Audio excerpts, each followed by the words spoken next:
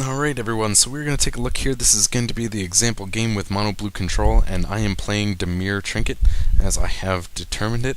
On a side note, there is nothing more frustrating than recording about 40 minutes worth of gameplay and the file getting corrupted upon saving. So anyone that might scare away, please feel free to not be all worried, because this will not be 40 minutes. We did actually lose game number 3.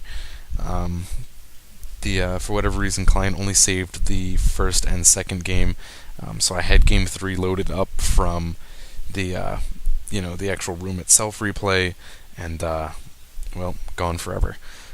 So we'll just take a look real quick. This will probably even be abbreviated because of my undue frustration. So this is game number 1. This is the opening hand, and not good. We're obviously going to mulligan this hand away. This is the second part. Pretty good hand. We're on the draw, so we're sitting at 3 lands. This is really nice. Could be better if we didn't have to mulligan, but you couldn't ask for more. Ravenous Rats will be able to come out on turn 2. Now the right play here is to play Evolving Wilds in order to search out a land and then get the rats in on turn 2. I decide to not do the smart thing and instead play Vault of Whispers. This means that in order to get the rat out on turn 2, I will have to play an untapped land and try and just go around the Evolving Wilds at a later point. So tapping out, going to play the rats, and it's going to force my opponent to discard, and if he wants to use a counterspell like this on it, I'm more than happy to let him. I would much rather him discard a counterspell to that than a land, so I'm okay with that. The only difference is it stops me from having that 1/1 creature on the board. So now I found a convenient time to play the Evolving Wilds. I don't really have a turn 3 play. Crypt Rats, you want to kind of save for later. They can definitely be a win condition. No real reason to play them on turn 3, especially when they're most likely going to just eat a counterspell anyways. Opponent plays Accumulated Knowledge at end of turn. My opponent is actually playing the old school version of MonoBlue Control. This means that he is running no fairies, he's running quicksands, he's running piracy charms, and actually he was running no ninjas, which really benefited me in the end. Stuff like this, he could not attack with the golem and then return it to hand, getting rid of dead weight, which I did use to turn that golem into a wall. I am now going to attempt to play the Crypt Rats, just to have an option to wipe the board later, now that I know that he is playing counter control. I figured that if I found an opportunity to play a creature, then I needed to take that opportunity. So I did. Next coming out, the second Spire Golem. He does use a Piracy Charm to kill off my rats, and I have nothing I can do. Going to play Ravenous Rats because I want to again eat up whatever counterspells I can. He is down to only 1 card in hand, which puts me at a pretty good position. He draws and is going to attack through with his Spire Golem that is not enchanted. This means that I can use Echoing Decay. It will reduce his 1 Spire Golem down to a 0/2, and the other one is going to die. So he plays a Quicksand. I get Deep Analysis, which is going to be very important to get off. And with the 1 card in his hand, he does manage a counterspell, which of course frustrates me to absolutely no end. It's one of those, oh great, absolutely, 1 card in hand, and of course it's a counterspell. So, he then flashes back, think twice, drawing a card, and going to attack through with his Golem, which has now got an attack power again. He is at 2 cards in hand, and I will use a rat to clear that down to 1. You have to watch out for this. A lot of times the MonoBlue Control will hold on to lands in order to, keep himself, bluffed, keeps your opponents bluffed, and keep me from playing spells. I do flashback Deep Analysis, assuming that he has no play on the counterspell, and he's going to put me in a bad position with all this Spire Golem damage. Play a Fume Spitter, and he does actually exclude my Fume Spitter, just trying to eat up counterspells because the card I really want to get into play is actually the Muldrifter. I'm attacking with the rat and waiting till second main to play it because I wanted to see if he was going to use Quicksand or if he perhaps had another charm. But I am going to take this opportunity and try and get off the Muldrifter. Unfortunately for me, the 2 cards in his hand, he does get a Deprive. Needless to say, I was quite frustrated going into Game 2, but that's just my own personal bias against MonoBlue Control. Drawn to Grim Harvest, which gives me options. I do get back Muldrifter. I'm going to evoke it at this point in time because it does give me options to make a play. Um, if this does not get countered, I get to draw, and then I have the option to make a play. I really did think that there was a chance that I was going to get this off because he did not counter Grim Harvest, but it does not work out that way with yet another counterspell. So another quicksand comes down, one card in hand. I get the life staff, my only play. He's going to continue to draw cards and attack through, and I'm going to be stuck at that point where I'm just drawing lands. It's hands down my favorite part of the game. So another accumulated knowledge, another Spire Golem, and a Delver. I'm going to play the Trinket Mage. I do have an out right here. I can play the Trinket Mage, and I would fetch the... I'm going to fetch the Executioner's Capsule, and I have the mana available to put it into play and kill off a Spire Golem. That means that I still have a chance if he does not flip the Delver, because the Trinket Mage would be able to block the Delver, and that would give me one more turn. But he does have 4 mana available to him, he does have 4 cards in hand, and of course he's got a counterspell. So that's going to be that game. We can of course move into Game 2. I'm going to kind of fill in the spot for Game 3 with the discussion of the sideboard, so don't be distressed over that. This is a pretty good opening hand. I do have the ability to use Duress on turn 1. He reveals a couple counter spells and a couple card draw spells. It's important to kind of keep a mental note of what he had. It will benefit you later on when you're sitting there trying to analyze whether or not you can get a play in past a counter spell. But I know that he had the Delver. I know that I will be able to use Diabolic Edict to get rid of the Delver because he is going to only be on 1 land and tapped out. Second one comes down. Now I know he is open to the Deprive that he had in hand. The Spellbomb here, I may not have used the most efficient way. In some versions of MonoBlue Control, it's kind of a dead card. It only works as basically a 2-cost mana draw. But it actually works really well in this, not just because he's running Think Twice, but you also get benefits from Accumulated Knowledge, which allows him to draw more cards with every additional copy of Accumulated Knowledge in his graveyard. So I probably could have used this more efficiently, but I did just pop it off right here to draw cards. I kind of figured that I was going to have a hard time getting card draw around counterspells, so when I had the opportunity to do so, I was going to take that opportunity. Even if it was not the most efficient use of the Spellbomb. So, drawn to a Ravenous Rats, which I will be able to play on the next turn. Delver comes down. Again, with the Rats, if it eats a counterspell, I'm happy. If it doesn't, he's still discarding a card, and I'm still happy. So the Rats do come down. Delver is going to come up and does not flip, so he will not get a chance to attack, but he does get a Spire Golem. I do hit into another land, and I have a couple options here. These two, the Drifter and the Anal. Deep Analysis. Did I just say that? Oh man, I sincerely apologize. Oh man, now I'm all flustered. Deep Analysis and Muldrifter going to come down, both do the same thing, but if he counterspells the Deep Analysis, it will give me an opportunity to replay it, whereas the Muldrifter does not have that same opportunity. So he does counterspell that. I knew he had the Deprive in hand, so he makes a mistake here, Muldrifter, on the Delver of Secrets, so now I know it is in his hand. Usually you only reveal the top card if it is going to flip the Delver. Going to attack through with the Spire Golem. I draw into the Life Staff, which will come into effect later on. I'm going to open this up as we continue this. Going to attempt to play Trinket Mage. Again, I really want to get this Delver of this Muldrifter to come into play. Boy, this is the building frustration from recording for 40 minutes and having to do it all over again. So I really want the Muldrifter to come into play. I really want the card draw, so I'm going to use the Trinket Mage to try and draw a counterspell. It actually does go through, so I'm going to fetch with it the Executioner's Capsule and play it. And again, this is all going to come out before the Life Staff because I want to try and eat counterspells if possible. Seeing that both of those cards resolved, I know I can get that Life Staff into play with no problem. I probably should have attacked there with the Rats, but it really just didn't matter. He reveals the Accumulated Knowledge and flips the Delver. And oddly enough, only attacks with just the Delver. He probably should have attacked with the Spire Golem. I'm thinking it was just a misclick on lag. That does happen.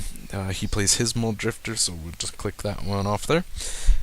Now I'm going to use the Executioner's Capsule to kill off the Spire Golem. Probably would have been a good time to use the Muldrifter of my own because I knew that it would have resolved. But instead I decided I wanted to play a little bit defensive and get rid of that Golem. It's definitely the most troublesome creature in this matchup.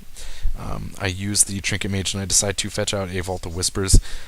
The only other choice I really had was the other Executioner's Capsule, which is not really beneficial at this point in time because I am hoping to get this other Muldrifter into play and grab benefit off that. Whenever you have the Life Staff, I'm going to keep telling you this, that you want to make sure that you equip it to a creature if you have extra mana available. There's no reason for it not to be equipped. So attacks through, I'm going to take 5. He plays this Accumulated Knowledge, so we'll click that off. Preordain comes down. Second Quicksand, we're going to attack through just to see what he does, if he's got Piracy Charms, or if he's going to use Quicksands. So we see he does get a Charm out, kills off the rat, and is actually going to use both Quicksands to kill off both of my Trinket Mages.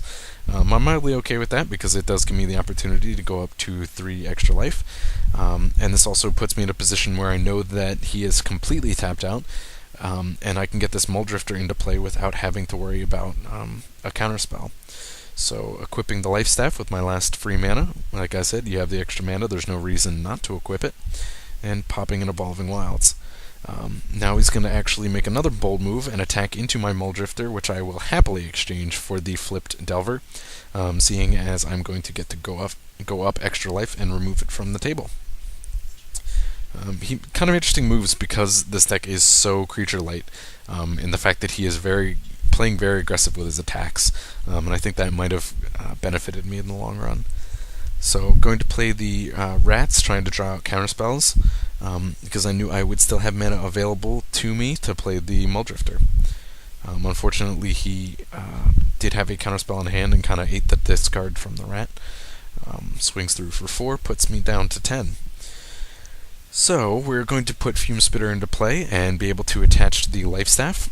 Now this puts us in a position where we have the 3 life basically on demand. We can, whenever we need it, use the Life Staff ability by sacrificing our Fume Spitter, and that's going to put us in a really good position. So he's going to attack through a few times, and we're going to take the damage, Evolving Wilds to siphon out some of the land. The key here with this combination is to be cautious, but not overly cautious. You have to be willing to take damage. You see here, I took the damage last turn, I went down to 6, and now I'm actually going to attempt to flashback Deep Analysis to draw out a counterspell, or even better, get the cards. Now, knowing that it's going to cost me 3 life, I was not going to right away sacrifice the Fume Spitter for the life, but because he did counter it and I did not get the extra cards in hand that I wanted, I knew that I needed that extra life because he was going to be able to attack for 4 next turn, and that would have been game. So, we're going to shrink the Golem down to a 1/3, a little bit more manageable, and go up life. And there goes the card, and of course, extra mana, going to reattach that staff to the rats. So, next turn, my opponent is going to replay his land and swing for 3, puts me down to 3 life, and I get a great top deck into a second Fume Spitter. Going to put it into play. He's going to actually try and counterspell. No, Una's Grace, that's right. I was worried about a counterspell because that would have definitely probably won this game for him, since he would have been able to attack for 3 and I have no way to sacrifice the rat. But unfortunately he did not have it, but he draws cards, and the Fume Spitter is going to come down. Now, an important thing here, you want to make sure that you attack through first, so we get that 2 damage before switching off the Life Staff. This gives us the opportunity that if he has a Piracy Charm and wants to stop it, we get an extra 3 life. And if he doesn't, we're getting an extra 1 damage. So attack goes through. Now we will switch it back because you definitely want it on the Fume Spitters in most cases. Like I said, it gives you that option to use that life gain on demand.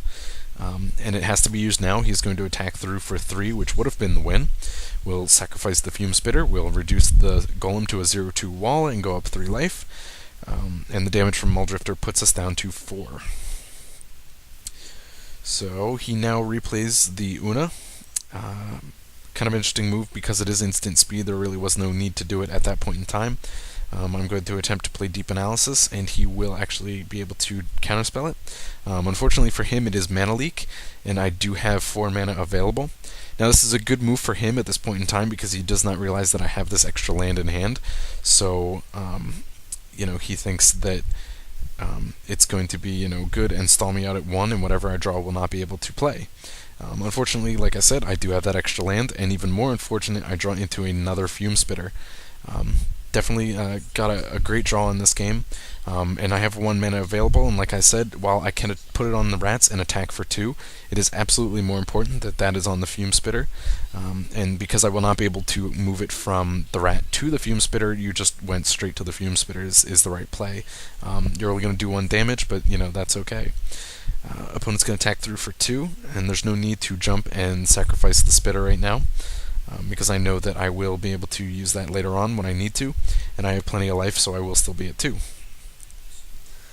Draw into a Capsule, which is great. It's going to give me an answer for the Muldrifter, and he's down to only 2 cards in hand, so he's not really being able to get the counterspells that he wants.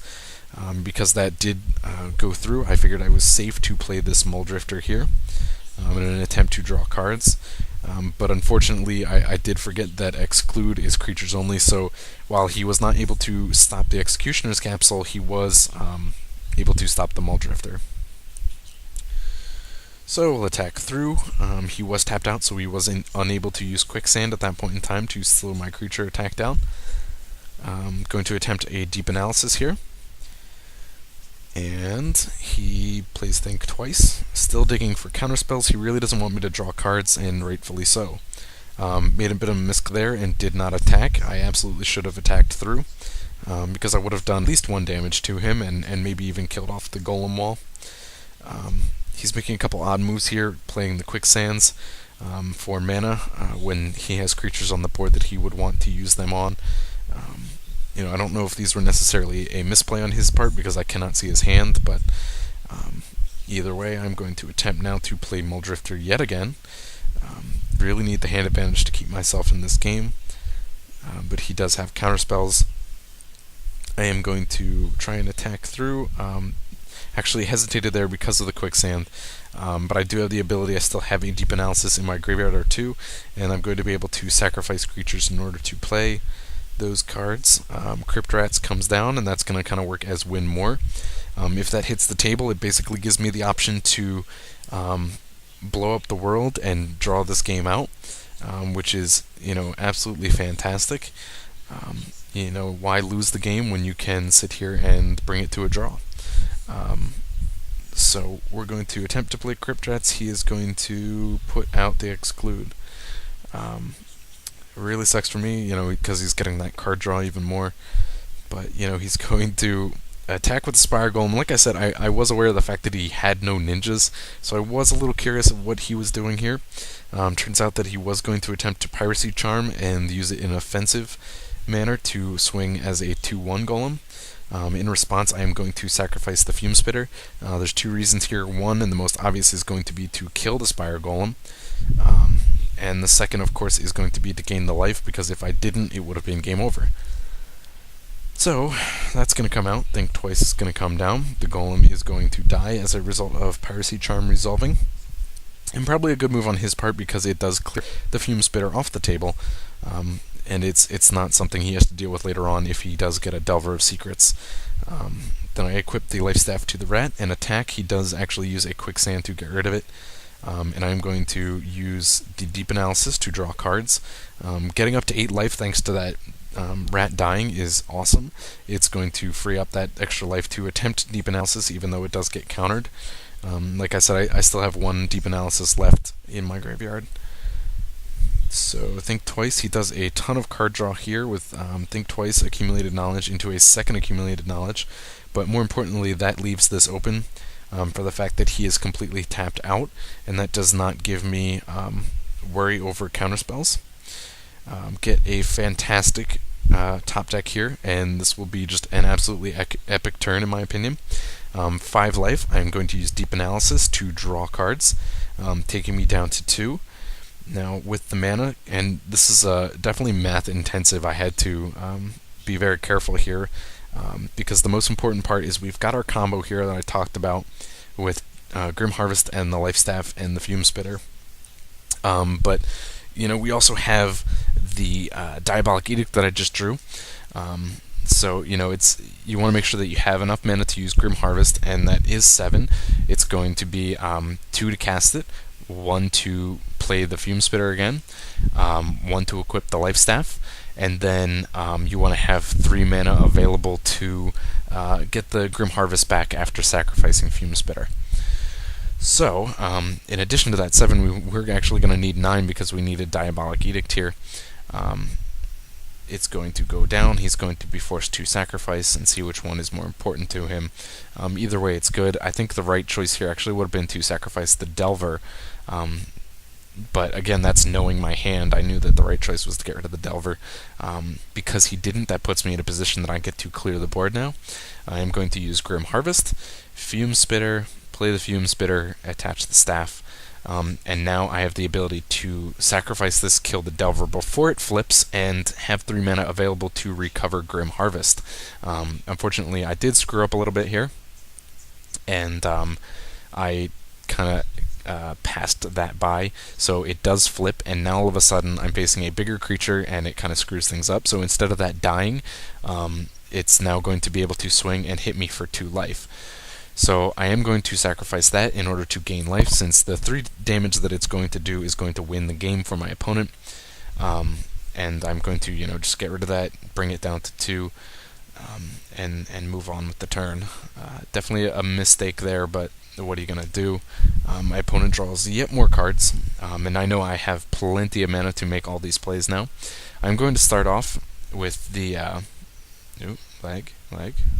Ravenous Rats, in order to try and reduce my opponent's hand size. He is sitting with 6 cards in hand and 4 mana available, so that does scream counterspell. And you hope that maybe the rats will work. Even if they do not, you do have the ability to recover Grim Harvest, thanks to the recover even if counterspelled. So that's going to come down. It gets rid of a Force Spike. I'm going to attempt to Grim Harvest, and it does go through. I get the Fume Spitter, which I will attempt to play. And he does manage to counterspell it, which definitely sucks, but I am going to equip the Life Staff to the rat, and he actually makes a fatal error there. Had he not done this, I think I would have lost the game. I equipped the staff to the rat, and in response, in order to avoid the life gain, at this point in time, he's definitely become kind of tunnel visioned into this life gain as something he needs to deal with. So his decision is to get rid of it, in response to it trying to equip. Now, I have the mana available in hand, and he doesn't know this, to replay this yet again. So I'm going to be able to recover the Grim Harvest, and by playing a land, without this land, I could play Grim Harvest, but I would not be able to get the Fume Spitter into play on this turn. Because I have the land in hand, I am going to be able to get into play, although I will not get the Life Staff attached. Now, I'm in a position where I think I'm at an advantage. I could at this point in time sacrifice the Fume Spitter to kill the Delver, but I am absolutely smarter than that. My opponent is not playing any kind of burn or direct damage, so I know the only way he is doing damage to me is through the ground or the air. I'm at 3 life, he's got a 2 power attack, so that's going to put me down to 1, and I know that I do not need to do anything about this on this turn. I can wait until the next turn, where I am able to equip the Life Staff and then kill the Delver and go back up to 4 life and get the Delver off the field. Something you definitely want to wear with. Do not, be like him where he seemed to got kind of tunnel visioned out on this and absolutely scared of the fact that this Life Staff is in play. I'm at a point in time where I'm definitely in an advantage because I could wait till the next turn. I put out the I activate this, he puts out the Piracy Charm. I'm of course going to sacrifice it and get rid of the Delver.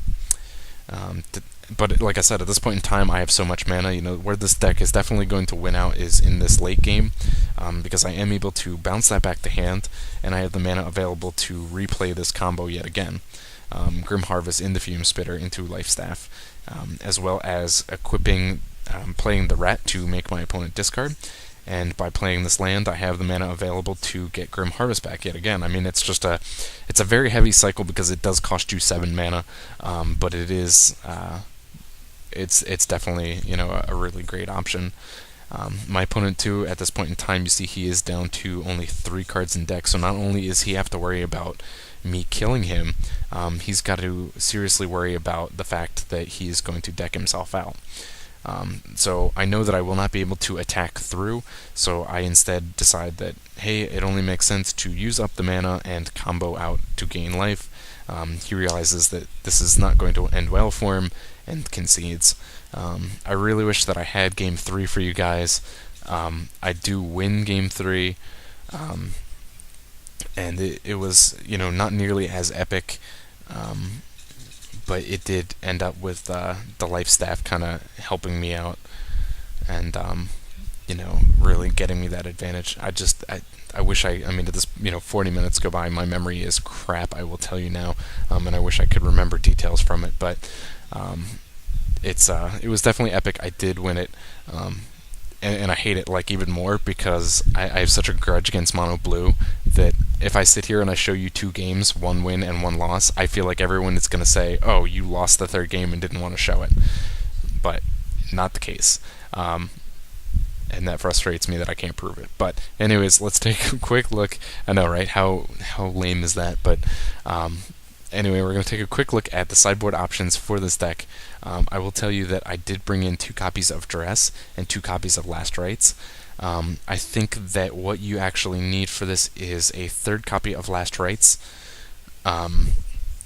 Now, I only brought in 2 copies of it for a couple reasons. One, I found that I occasionally had points in time where I did not have the hand available to discard for Last Rites, and the other thing is that I feel that it's definitely a weakness of mine, that I feel like I'm not totally familiar with Last Rites yet, and I feel like I would make more mistakes than good with it. So definitely for the better players and a lot more experience on it, bring in that 3rd one and it'll probably help you out big time. As far as what I cited out, I don't entirely remember. I know I took out a single copy of Crypt Rats. Some versions of MonoBlue tend to be a little more aggro heavy, and then you can keep those in, but I did bring one of those out since my opponent was not playing it so heavily. I think I brought out at least 1 copy of Echoing Decay, maybe more. Maybe a Diabolic Edict. It's definitely one of those things where your opponent is, because he's creature light and control heavy. It's not necessary to really pile up on the control spells. But there you go. So that's the game. I do apologize that it all got so screwy. I hope you enjoyed it. I hope you at least enjoyed game number 2, which was absolutely epic in my opinion, and a perfect example of that cycling combo. So there you go. Check it out. Check out the other games, the deck tech, and the article.